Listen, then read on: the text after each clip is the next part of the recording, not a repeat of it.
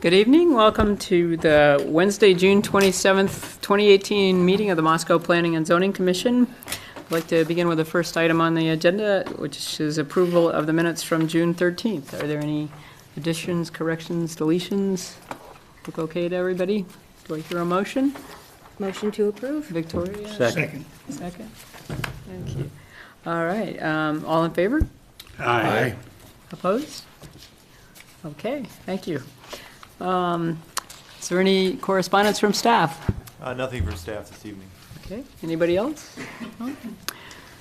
All right, so item 3, the Transportation Commission meeting report. I know, Joel, you had a meeting since we last met, so you probably have something to tell us. We had a meeting on June 14th.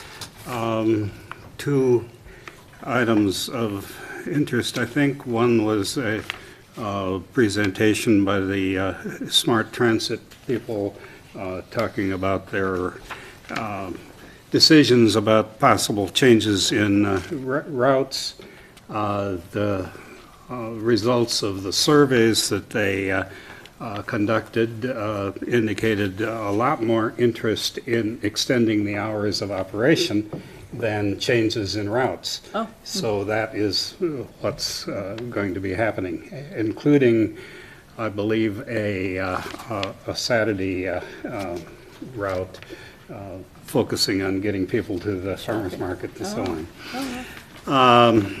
The other item of interest was a report on the 3rd Street Corridor Assessment Report, which was recently completed by a consultant. Nothing particular. The report is available on the internet on the city webpage. Under your, Yeah. Okay. And if you are interested in pursuing the report, I suggest that you go to the internet. The consultant made a number of suggestions, none of them particularly earth-shattering.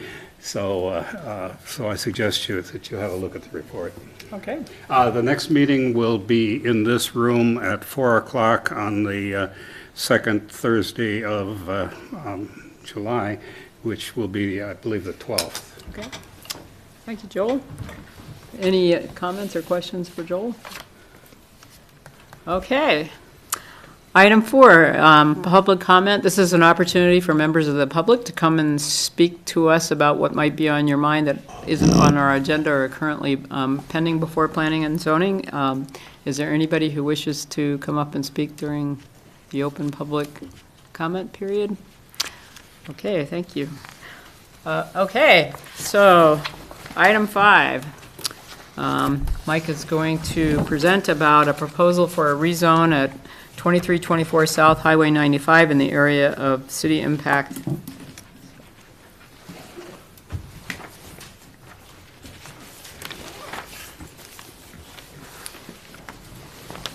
Thank you, Madam Chair, Commissioners. So before you tonight, we have a public hearing for a rezone request in the area of city impact at 2324 South Highway 95. The applicant's proposing to rezone a 1.04 acre area located at that address from the ag forest zone to the motor business zone.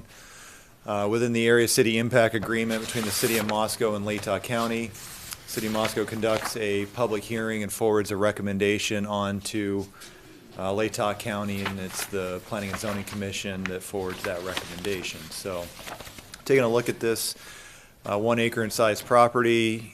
This is Highway 95, Main Street here, running north-south. You can see the property outlined in red, kind of on the east side of 95. Notice the city limits boundary is the purple line here. Jogs up. We've got Fountains Industrial Park here to the northeast, Prime Land to the southwest, agricultural. We've got various single-family homes on the west side of Main Street. We also have Dale's Boat Service. And then Bonkers Children's Play Center is to the west of the property as well. Just a closer view of the area, you can see the South Fork of the Palouse River here running to the northwest direction, Fountains Industrial, and then the properties to the west there across the highway. So we're still operating under our 1999 comp plan because we're still in the process of renegotiating the area city impact and hopefully adopting our comp plan in the future. Right now, within the 1999 comp plan, you can see the faint outline of the property in red there at your center of your screen. It's in the light industrial zone is what we had back then. And we've got extensive commercial there to the north and some other commercial to the west across 95. So just looking at our 2009 comp plan for consistency, we've got this as auto urban commercial. The purple property to the east there is designated as industrial. So what the 1999 comp plan says about light industrial areas, we essentially have 4 areas in town that were designated with this designation, and we refer to the East 95 at the extreme southern edge of the city as the portion what we're looking at here. The southern area, it goes on to say the southern area as well as 2 industrial areas in the county has immediate access to US 95, whether or not a bypass is built. This area is best location for the city for highway transport between Moscow and Lewiston and would be appropriate for general industry and warehousing operations. And then looking at the 2009 comp plan for auto urban commercial, we want to provide for compatible commercial services, motor vehicle oriented, and those that require a larger amount of land.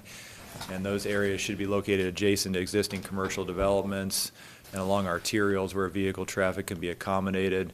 And then it points us to the motor business zone as being the most appropriate zoning district for those areas. So current zoning is ag forest in the area city impact. You can see the property within the city limits boundary is motor business here in the light blue. Got industrial for the prime land property, and then Fountains property here to the northeast is industrial as well. The rezone request is to motor business, and you can see that there. Going from ag forest to motor business, and you do have the large motor business zone here to the west of 95. So taking a look at the zoning code, purpose of the MB zone is to provide for the location and grouping of compatible uses.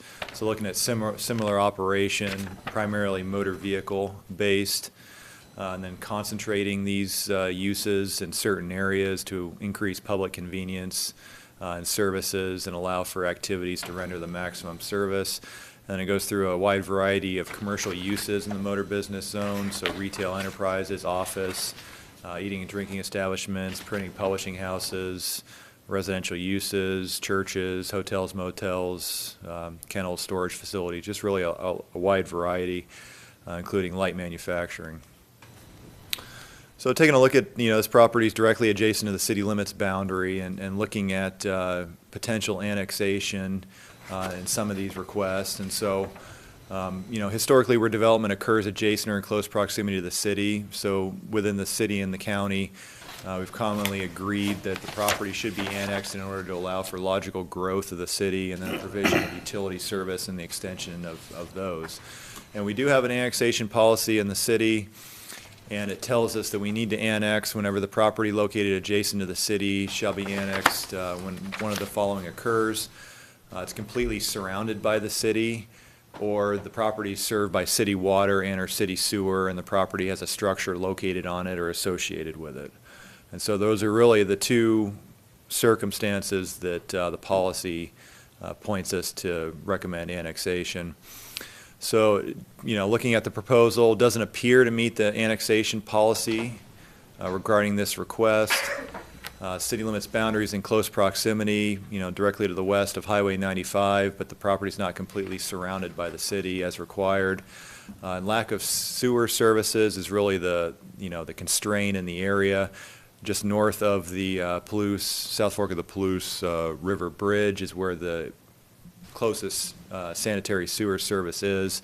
And so that's really, the constraint as far as extending city services in this portion of the city. And also looking at the small size and limited utility demand of this property would also factor into our determination or recommendation to recommend annexation or not.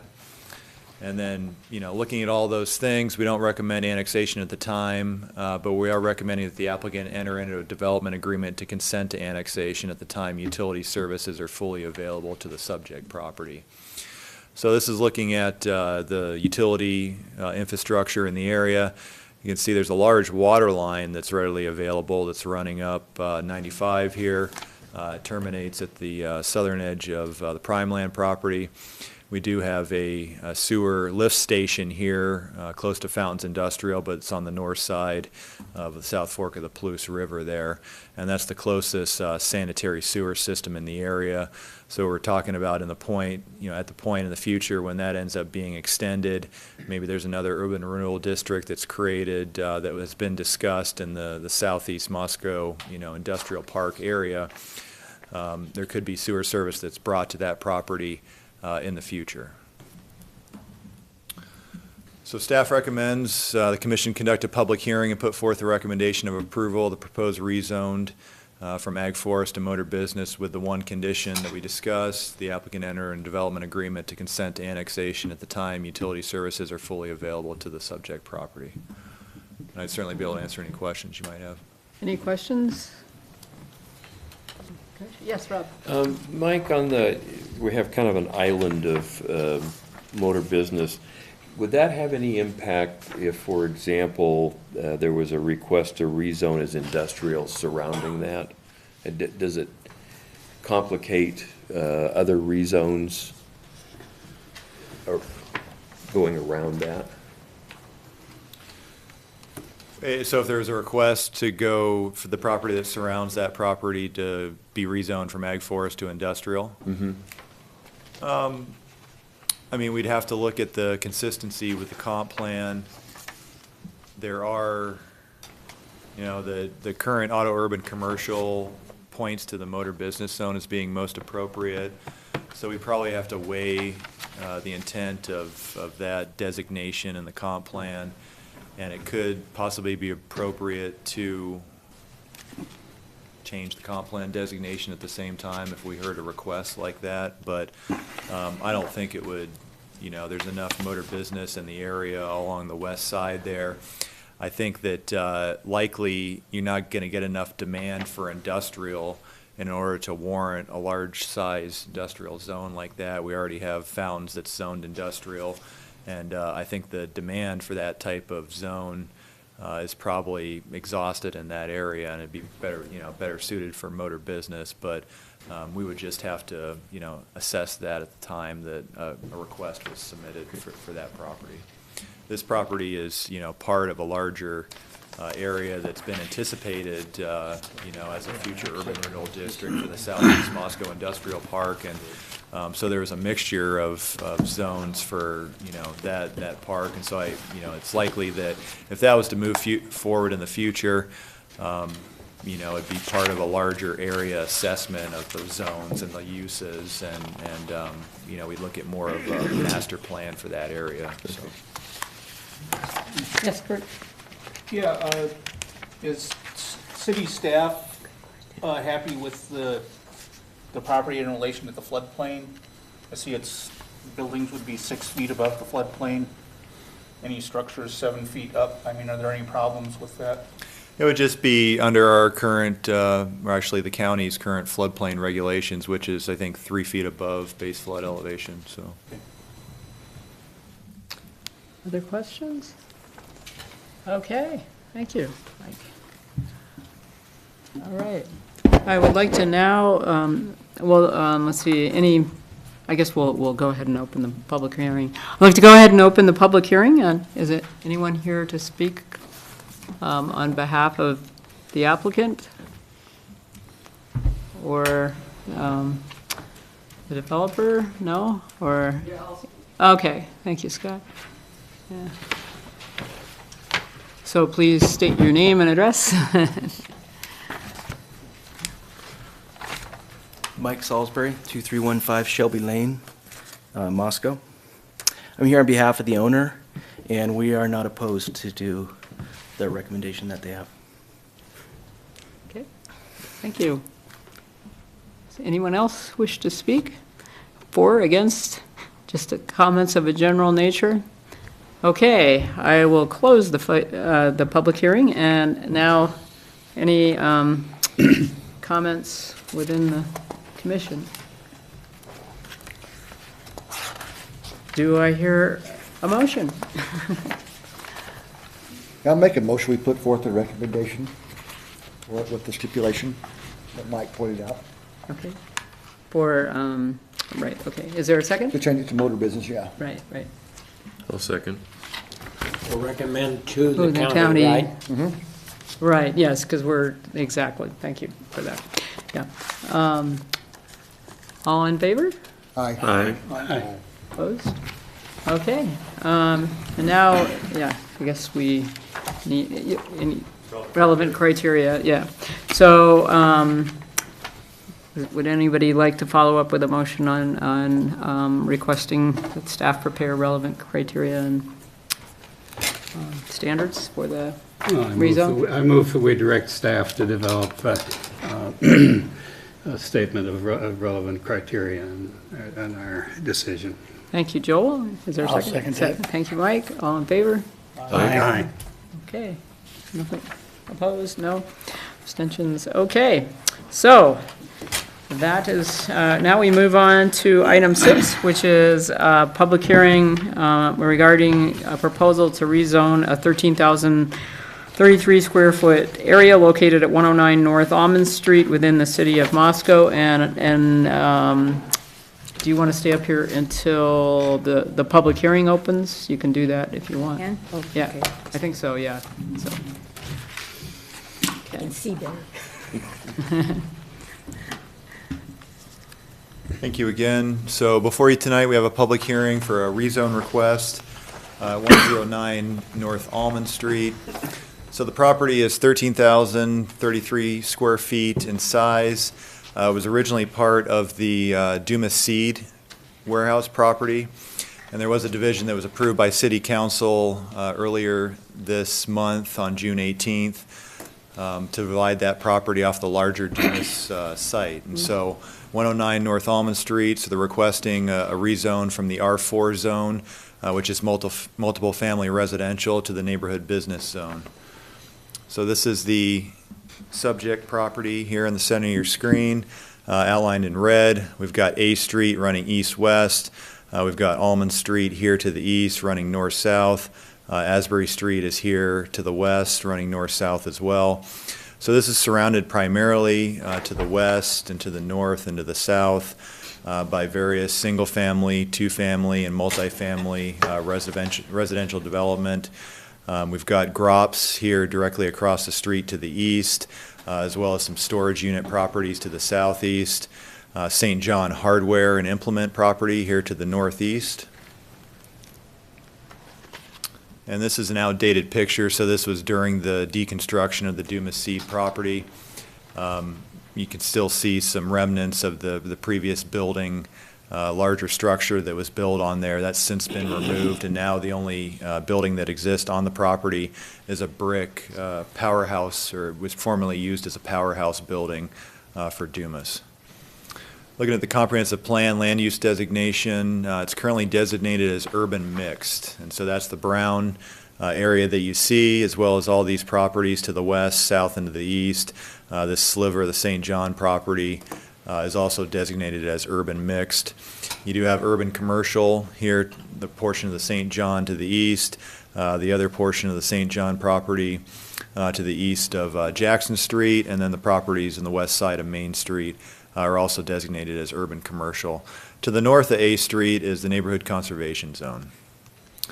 So taking a look at what urban mix for the comp plan points us to, it's intended to provide for infill development and adaptive reuse of areas that surround downtown. It points to a rich mix of residential, limited commercial uses, should be promoted, and then through development of small urban apartments, townhomes, and 2- to 3-story vertically mixed-use buildings. The urban mixed area should provide a pedestrian connection between the U of I and downtown. It provides space for a variety of housing alternatives, niche retail, restaurants, artist studios, and personal and professional services. Then off-street parking should be required, but the requirement should be reduced in the area due to the likely number of non-motorized travel the uses attract.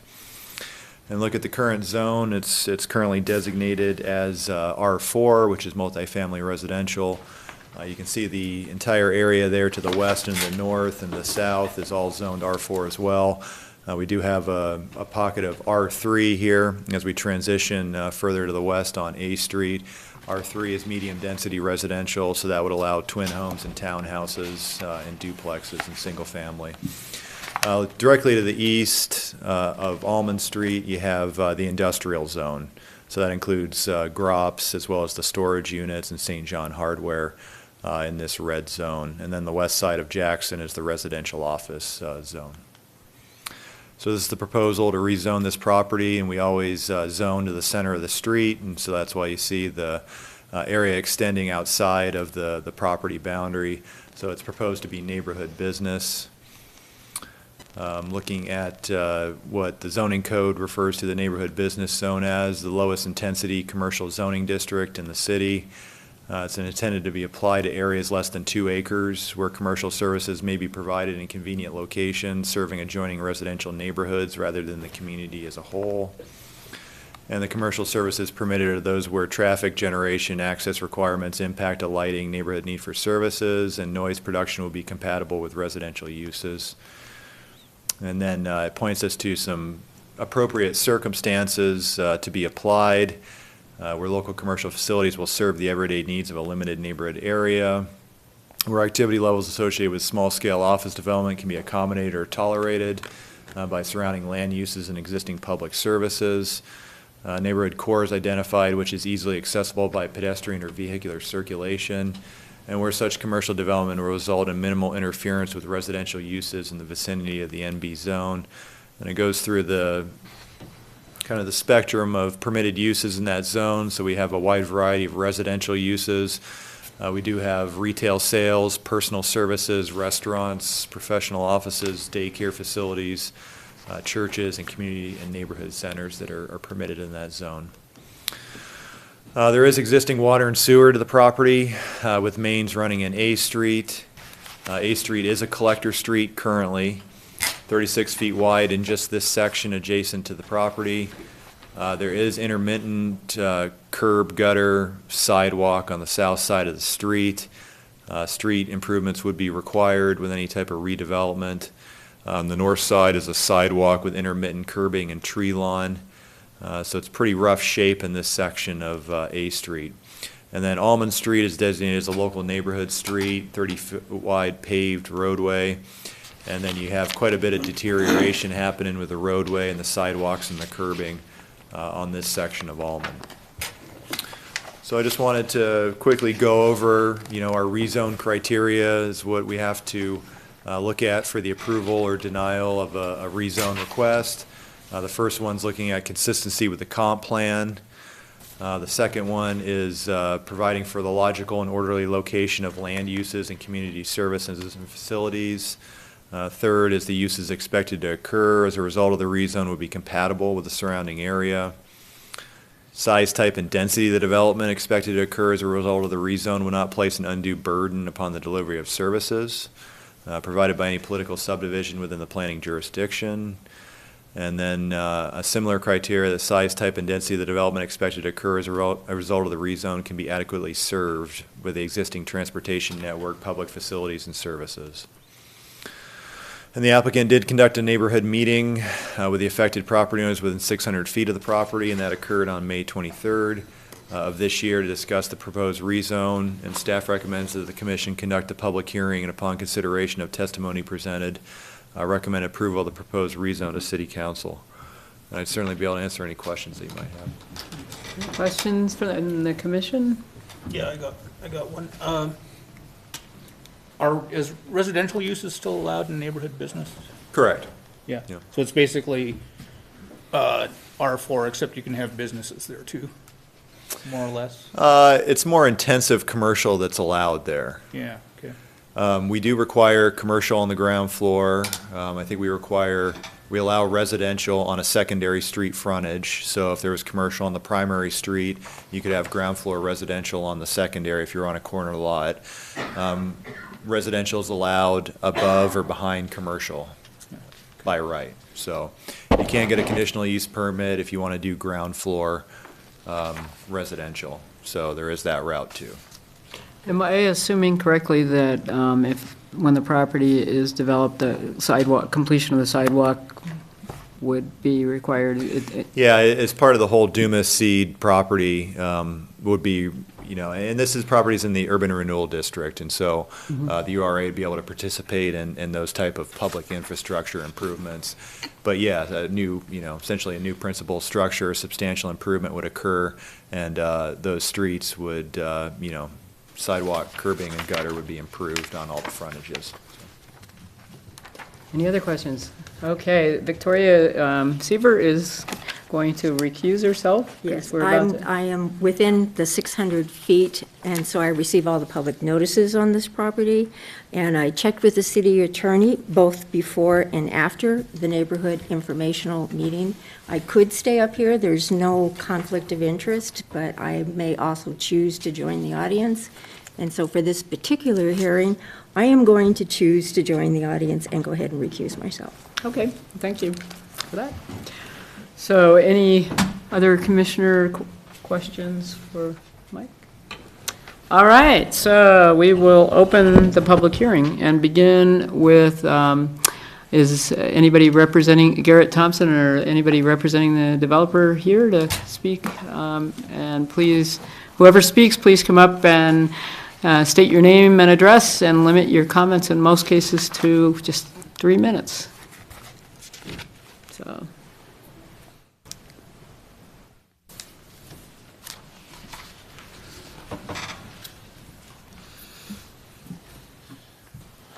Let's see, name and address, Garrett Thompson, 1010 Pinecrest Road, Moscow, Idaho. Let's see, what I can say is, good evening, commissioners. Thank you for your time and your consideration tonight. Thank you, city staff, Mike, for your hard work on your presentation, which was pretty straightforward. The rezone application is consistent with the comprehensive plan and seems unnatural for this location. This property is owned by Blum Enterprises, Noel Bloom, and I am under contract to purchase the property. Growing up in Moscow, I'm familiar with the brick building on the property. When this property became available, I pursued Mr. Bloom, hoping to save the structure and work in conjunction with future adjacent developments. All I can ask is that you respectfully recommend approval of this rezone request, and if you have any questions, I'll try to answer them the best I can. Any questions for Garrett, for Mr. Thompson? All right, thank you. You think, oh, I have one little question. You think the stack is pretty sound? Can you tell? So from what I've researched so far, it is straight. Well, it does kind of go in, but it's not leaning or anything. And I have every intention of preserving that. I would like to preserve all of the brick structure, but as I continue to dive into this, the building is actually 4 either squares or rectangles that are all kind of put together like Legos. So I hope to save for sure the steam stack. It's in good condition, and hopefully save the building. So that's what I can tell you. Okay, thank you. Thank you. Is there anyone in the audience who would like to come and speak either any more in favor of the application? Or just comments of a general nature or opposed? Any of those positions are welcome? Okay.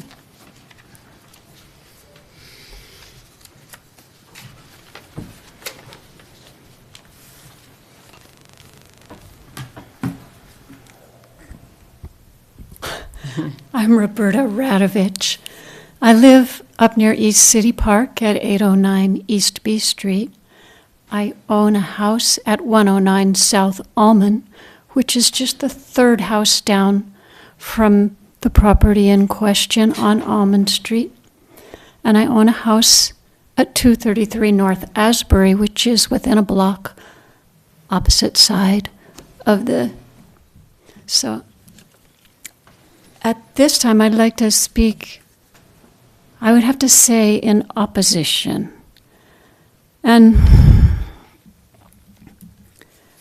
I don't have any high-tech stuff to give you. I did a little bit of homework to see, first, what the neighborhood zones were about. I drove around to the ones, there's about 5 of them in this area. And with the exception of Grandma B's south of town, not one of them is currently serving the needs of a limited neighborhood area. They might have originally, but they get sold. I mean, one's an alternative high school, and one's a funeral chapel. These are not serving the local area. The days of a mom and pop business that would really be wonderful, I mean, a bakery or something like that, they're gone. It's a convenience store instead, serving wine and beer, and fast foods, you know. My son worked at one of those for many years, and he says, you know, people come in at 2 a.m, they're done at the bars, they can't get more at the bars, they want to buy drink, they're obnoxious, they gun their motors loudly. I don't want a convenience store in this spot.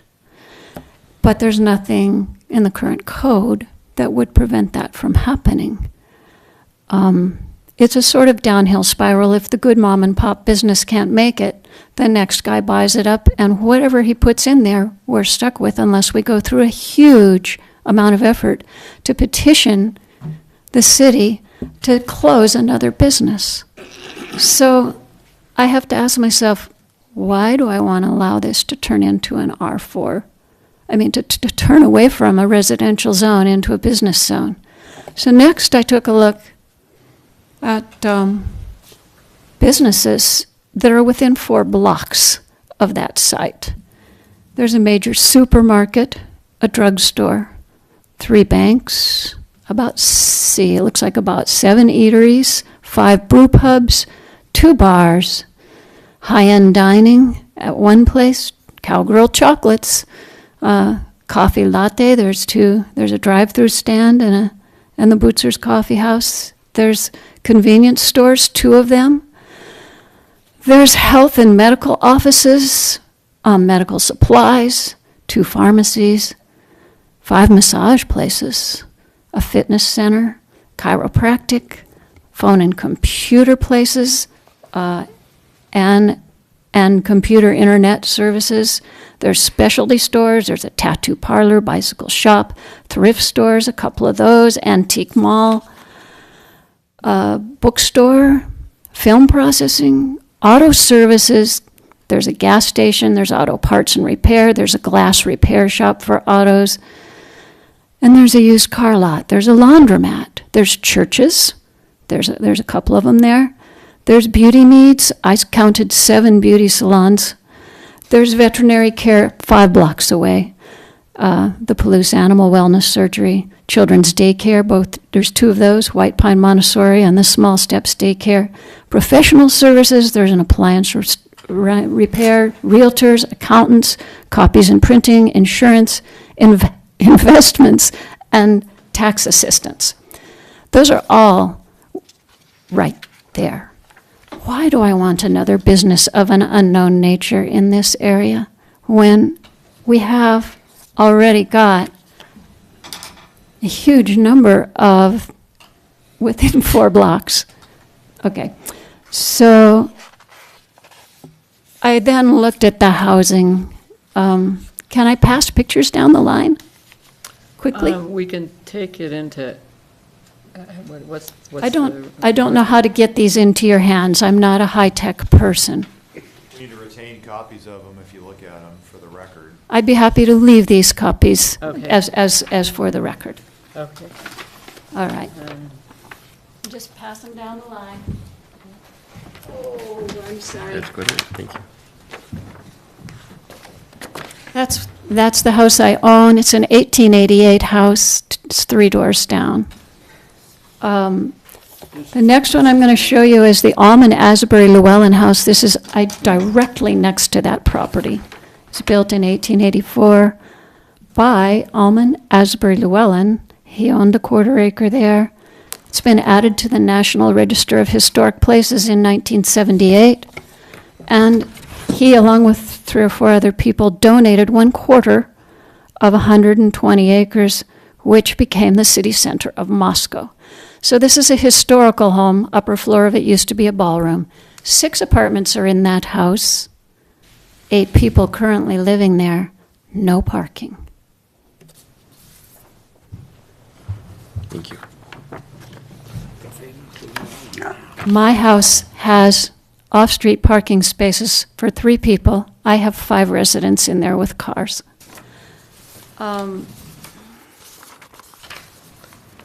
So, let's see. You didn't suggest, do you own this house? I do not. I do not. But my point in telling you this and in sending these pictures down is we've got a lot of really nice historic homes that are either directly next door or right in the area. And many of the older homes were built with alleys behind them. Very few of them have any off-street parking. And certainly the big house, Asbury Almond House, has none. So I think we need to be very concerned about businesses that will add to the burden of potentially of parking. I stood out there all this last week off and on. I'm showing my apartment down there at the Almond House. Sometimes there's street parking, sometimes there's not. Sometimes the people from the driver's licensing building exceed the parking lot and they're out on Almond Street. It's dicey. And the corner of Almond Street, when I go down one way and turn left, is the one corner in town that I dread because it's a very difficult turnout. And to add a business there, to me, and especially with the talk of possibly turning it into a 2-way street, we'd lose our dedicated left-hand turn lane there if we did that. I can't recommend it based on the parking problems. I'd love to see the building saved. I think it's a nice building. The neighborhood building, the woman who is representing said that, oh, well, anything would be better than what we have now. That's not how the people in the neighborhood feel. They love that area. It's very rural feeling. And I know it's designated R4. If we go to the next up designation of neighborhood business, we don't even have the basic open space requirements. He can build a 40-foot tall edifice there, and it's not. Roberta, I'm going to have to ask you to sum up because you've been talking for about 10 minutes. Okay. Yeah. All right. I really am opposed to seeing this in there. I don't want to break up. This is all a big residential block solidly. I don't want to break that up. Even R4 housing would be better than having a finger of business start down the A Street corridor. Thank you for your time and your patience.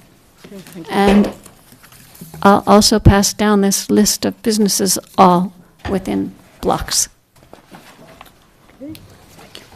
I think that is there anyone else who wishes to speak? Okay. So I'm going to ask people to try to shoot for limiting your comments to 3 minutes. Thank you. Best. Or Yeah, close to it anyway. My name is Shelley Werner, and I live at 117 South Almond, just a couple doors down from the house that she's talking about. And parking is a serious issue on that street. I don't have a driveway or a garage, and even today I had to park down the street. And I walk my dog a lot, and I love the area. It's beautiful, and the old buildings. My house is 100 years old, and I've lived there, gosh, since '87. And so I really love the community, and I can't picture a business down there. And the two-way street thing, I just see that as a serious problem. So I guess that's it. I'm opposed.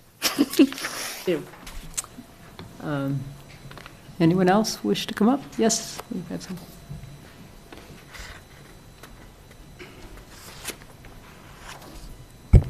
I'll have a quick word. I'm Timothy Dalton. I live at 809 East B Street with Roberta, and we have these 2 rental houses in the area.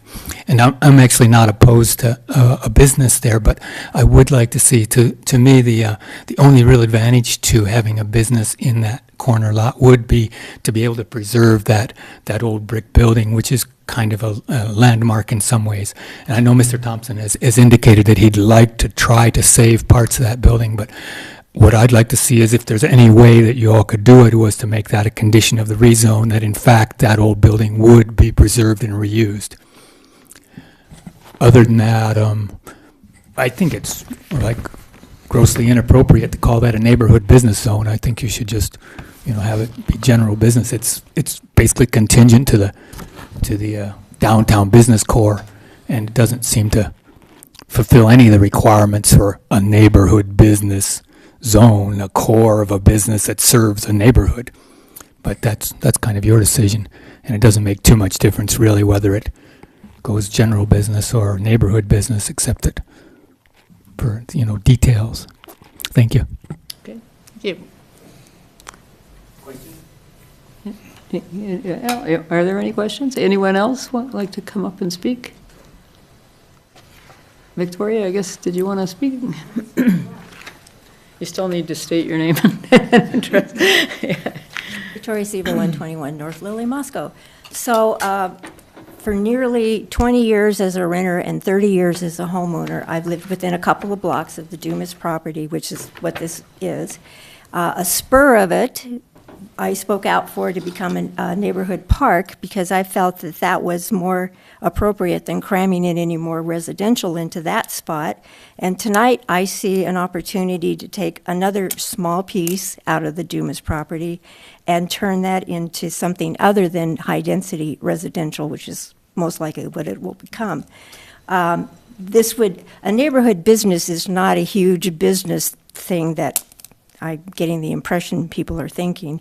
It's an opportunity to take some of that 24/7, 365-day residential part out of some of the pressure off of that being a traffic and parking dilemma, because businesses aren't 24/7, 365 days a week. Additionally, the brick powerhouse, which was not demoed when they did the site recovery, I think that was because it is recognized that it has historic value and that it has an opportunity to be something special. And I would really like to see that building become something special if that is possible. Specifically, I think the neighborhood business designation would complement the adjacent residential development that's going to be planned on that site. Going to neighborhood business should reduce stress on parking and traffic that would otherwise occur if that's all high-density residential. Its mixed use is good for the neighborhood. I'm not thinking of going all the way downtown to think of the other businesses that are around. Neighborhood is neighborhood, and this could be something that would serve the neighborhood. It would refurbishing the brick building and at least the chimney, and I don't know, maybe only a wall can be saved as a facade, or maybe the whole building can be saved. Saving the building is kind of high priority if that can be done. So the effort to do that, I think, should be supported. And that would also preserve the materials that have already been expended into making the original construction, which I think is important. That's the old Dumas site, which is a reclaimed brownfield site, which is really important that we've gone in and reclaimed that site. And we've been able to put in a little park. We're hoping to have a really nice residential structure go in, and having a nice little residential business there, could be a restaurant, it could be an office building, it could be anything like that, I think would be a big boon to the neighborhood and would help dress it up. So basically, I think it's a good idea. So that's what I have to say. Thank you. Anyone else looking to speak? Okay, we're going to close the public hearing then and deliberate among the commission.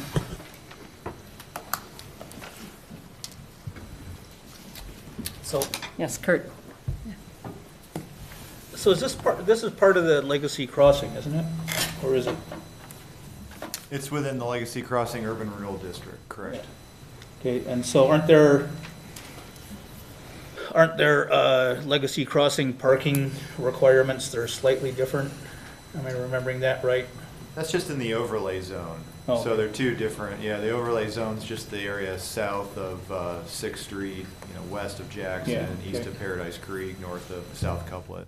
Yeah. Okay. So yeah, this would, even though the comp plan points to a parking reduction in this area, there's actually no zoning that's being requested that would do that.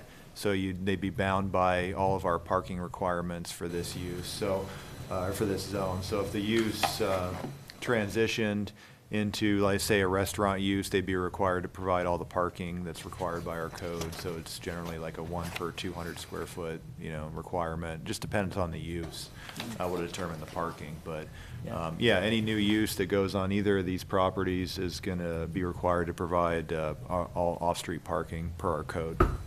Remind me, Mike, the downtown parking district ends in Jackson, right, at this point? Correct. So 2 blocks away, yeah. So that is a shared parking system for those of you who wonder what I'm talking about. Yes, I know. I guess I'm kind of excited for the possibility of this proposal. It's hard to know exactly what it is, but it's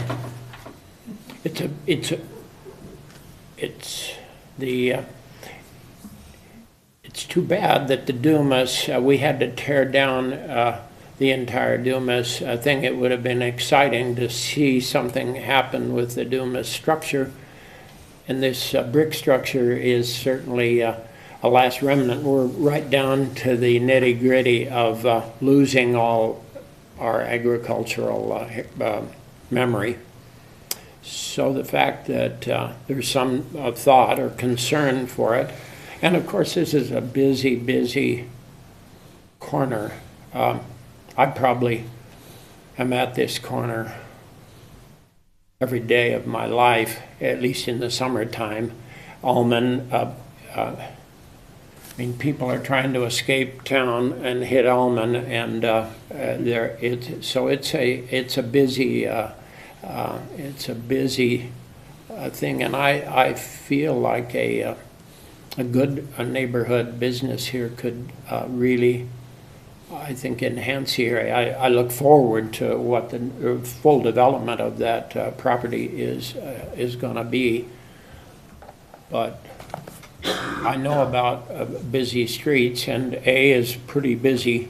There's no doubt, no doubt of it.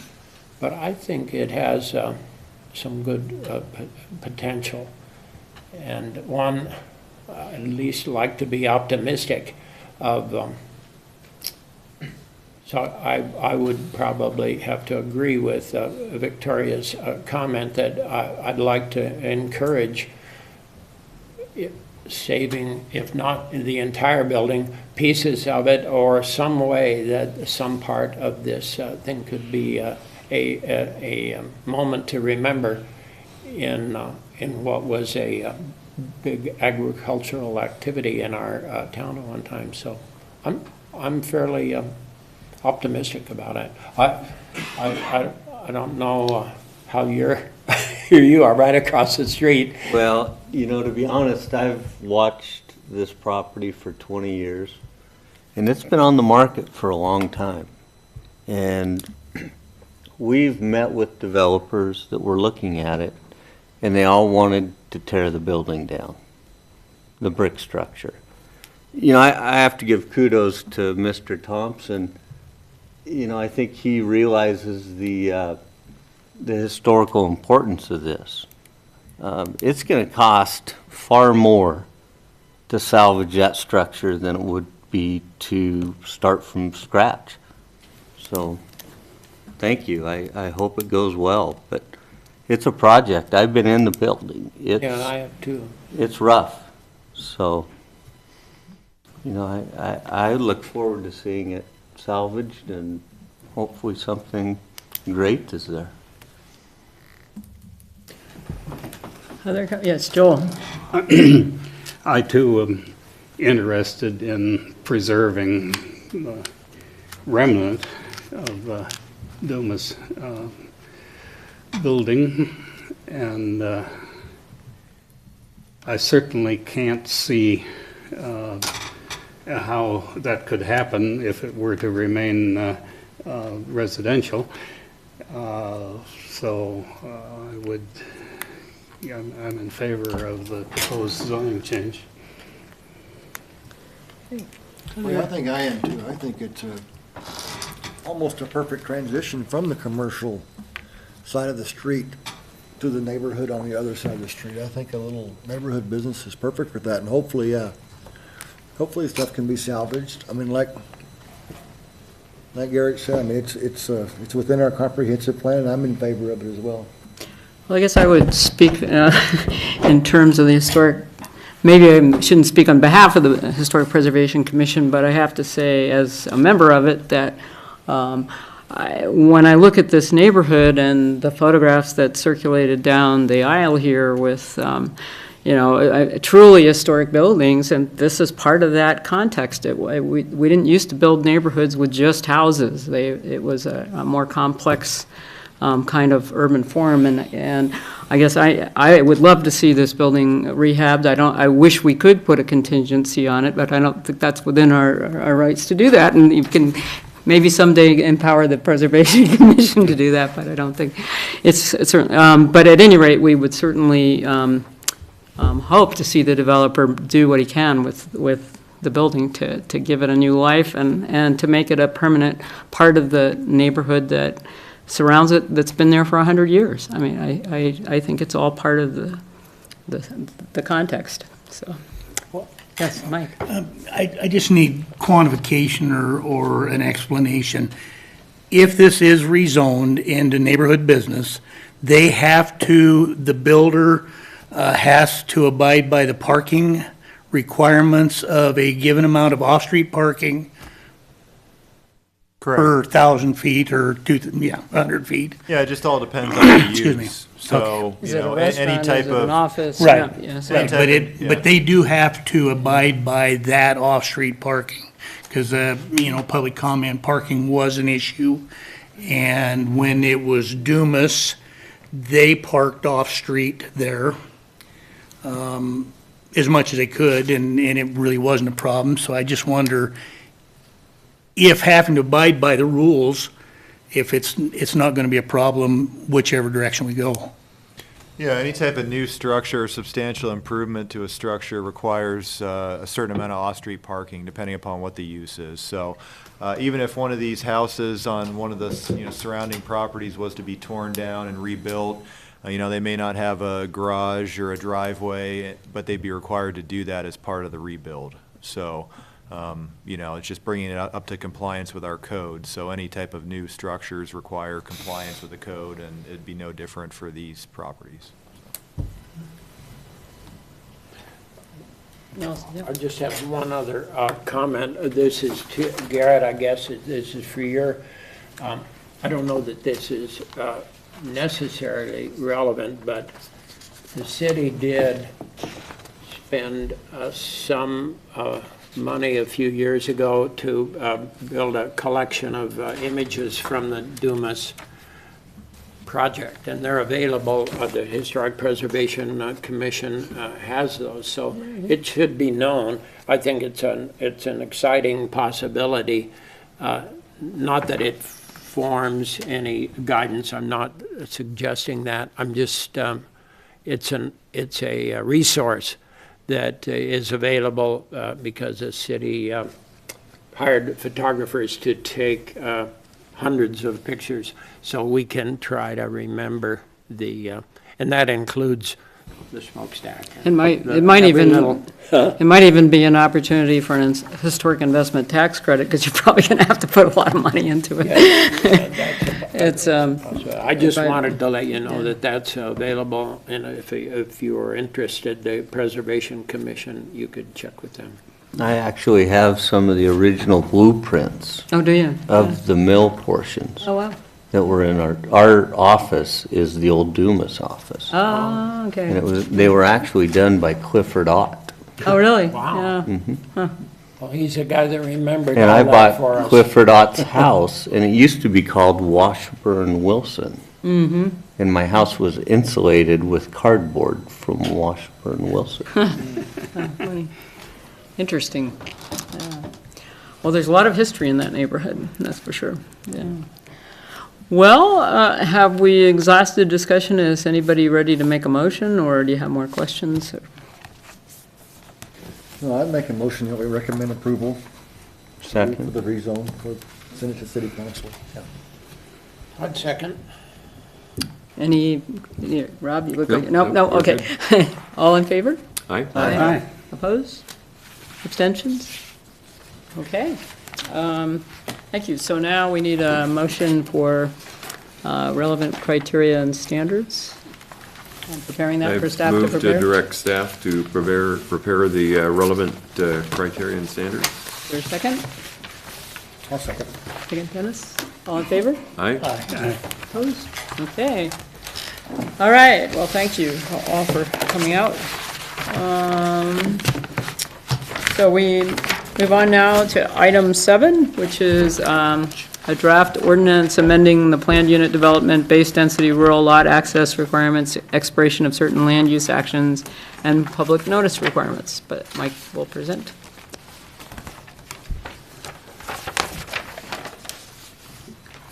Did you receive a copy of that in your packet? We did. Oh, wait a minute. No, we did not. We did not. Yes, we did. Yeah, I just read the blue part. It's ordinance number 2018 dash, and it doesn't have anything else after it at the top? Yeah. I'll look at this. Yeah, because that's all we really changed. Aren't you guys staying for the exciting part? Yeah. It was part of the packet, so, everybody get it? But we've seen it a few times. Yes, we are. So that was pretty cute. The attorneys changed them. So yeah, this is the code, the 4 different code amendments that we've been working on, and so this is just an ordinance format, and so just looking through, we've got the various sections, and I think last time we had a discussion about increasing, I think, a duration from the expiration, so I think we had 18 months for a conditional Right, use we went to permit. 2 years. We increased that to 2 Yeah. years to be consistent, and so that was one of the changes that was made since last time. And then we talked about the 30-day notice requirement as well for certain land use actions, and so we've incorporated that. That's And toward shortened it page to 14. 2 weeks, yeah. Shortened it to, yeah, from 30 days to 15 days.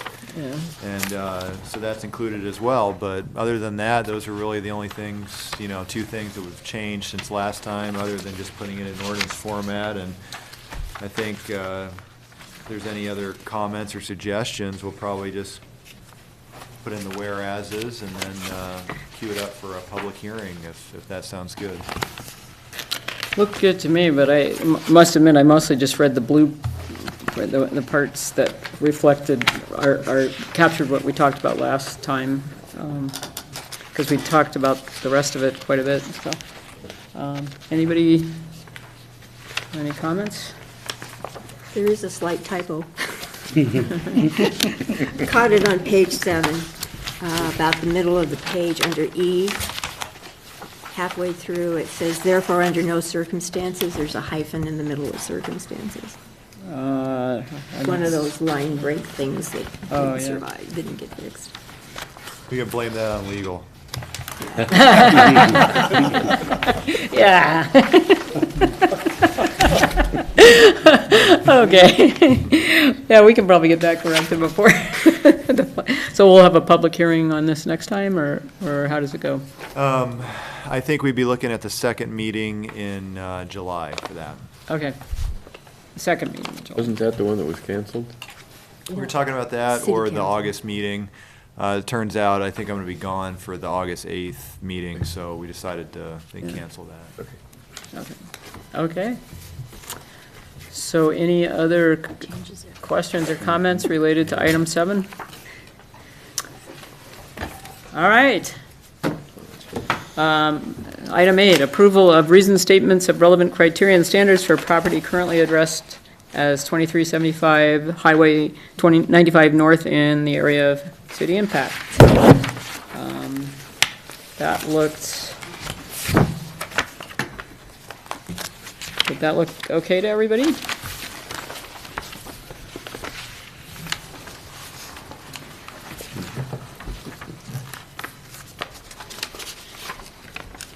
Does quietness mean that we don't read this stuff?